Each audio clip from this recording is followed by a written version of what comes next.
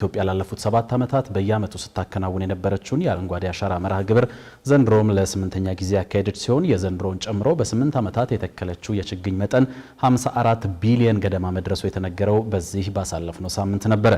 የዚሁ መርሃ ግብር አካል የሆነው የአንድ ጀንበር የአረንጓዴ አሻራ መርሃ ግብርም ባሳለፍነው ሰኞ የተካሄደ ሲሆን 26 ሚሊዮን ኢትዮጵያውያን መሳተፋቸውና ከ805 ሚሊዮን በላይ ችግኞች በአንድ ቀን መተከላቸውም ተገልጿል። ይህንኑ የአረንጓዴ አሻራ መርሃ ግብር የተመለከተውን መረጃ ሪፖርተራችን ፍስሐ ደሳለኝ በዝርዝር ተመልክቶታል። ኤልያስ ደሳለኝ እንደሚከተለው ያቀርበዋል።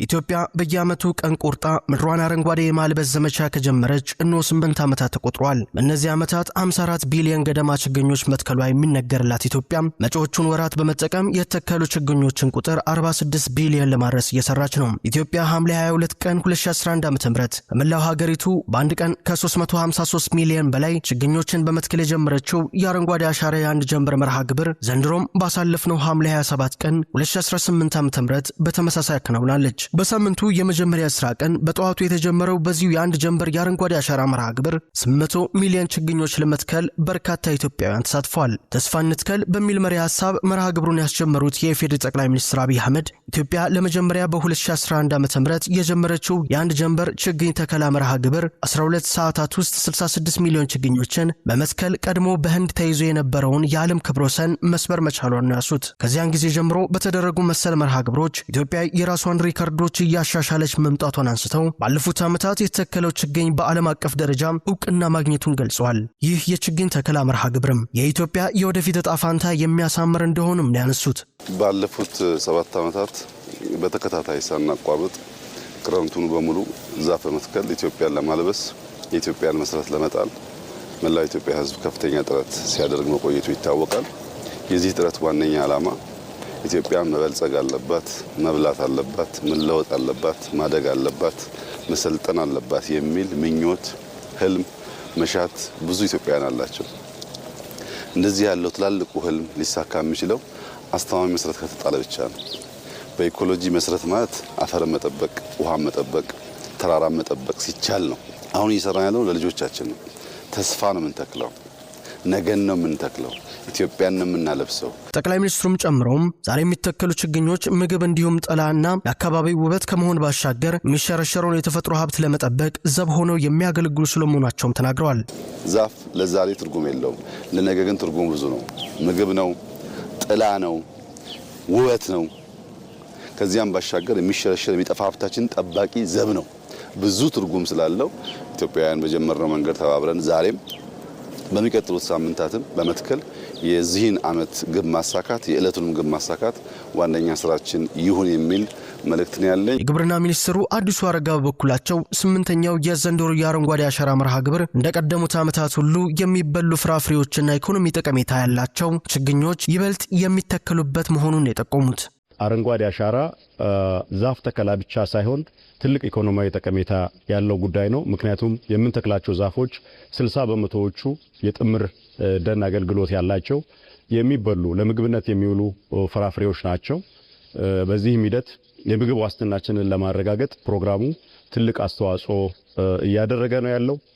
ከዛም ባለፈ በብዙ ሚሊዮን የሚቆጠሩ ኢትዮጵያውያን ወጣቶች ችግኝ ከማፍላትና ከመንከባከብ ጀምሮ ተራራማ ቦታዎችን በማልማት ጭምር የሥራ ዕድል እያገኙ እየተጠቀሙ ነው ያለው። ሚኒስትሩ ጨምሮም በአረንጓዴ አሻራ መርሃ ግብር የሚተከሉ ችግኞች በተለይ የቡና ምርትን በመጨመር ረገድም ድርሻው እየጎላ መምጣቱን በመጥቀስ ባለፈው በጀት ዓመት ብቻ ሀገሪቱ ከቡና የውጭ ንግድ ያገኘችው 3.1 ቢሊዮን ዶላር ገቢ የዚህ ውጤት ነበር ነው ያሉት። የሀገራችን የኤክስፖርት ንግድ ላይም ተጨባጭ ለውጦች ማየት ይቻላል።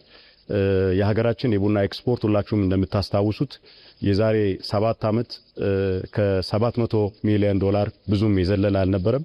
በአረንጓዴ አሻራ በተደረገው እንቅስቃሴ በቢሊዮኖች የሚቆጠሩ የቡና ዛፎች በመትከላችን የቡና ምርትና ምርታማነታችን በእጅጉ አድጓል።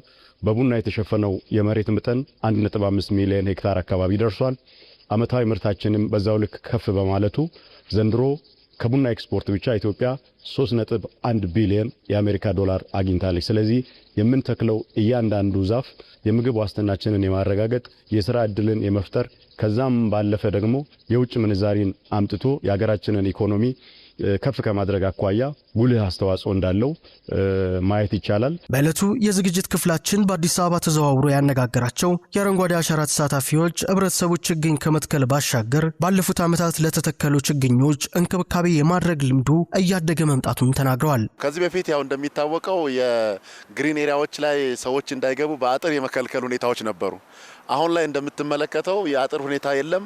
ማንም ሰው እዛ ላይ አልፎ ለመርገጥ ያለው ሁኔታ የመሳቀቅ ሁኔታዎች አሉ። ይሄ በተደጋጋሚ በሚፈጠር ግንዛቤና ማህበረሰቡም ግንዛቤው በማደጉ ምክንያት ይሄ ያው በተጠበቀ በሐሳብ አጥር ታጥሯል ማለት ነው። ማንም ሰው ይህን ህግ ጠብቆ እየተንቀሳቀሰ ነው ያለው። ማህበረሰባችንም ስልጡን ማህበረሰብ የሆነ እየተሻሻለ ጥሩ ነገሮችን እያየን ነው ማለት ነው። ዛሬን ተክለን ለልጆቻችን ለልጅ ልጆቻችን የሚደርስ ፍራፍሬን የሚያገኙበት ሀገራችን አድጋ እንድናይ እኛም ብናረጅም ልጆቻችን ደግሞ የተሻለ ነገር ላይ እንዲደርሱ ብናደርግ የተሻለ ይሆናል። ህዝብ ሁሉ ቢሳተፍ ባለበት የሚለውን ለማለት ነው። ችግኝ መትከል ጥሩ ነው። ንጹህ አየርን ለማግኘትና አፈር እንዳይሸረሸር አፈሩን ስለሚይዝልን እንንከባከባለን እና እንተክላለን። ለወደፊቱም እንተክላለን ማለት ነው።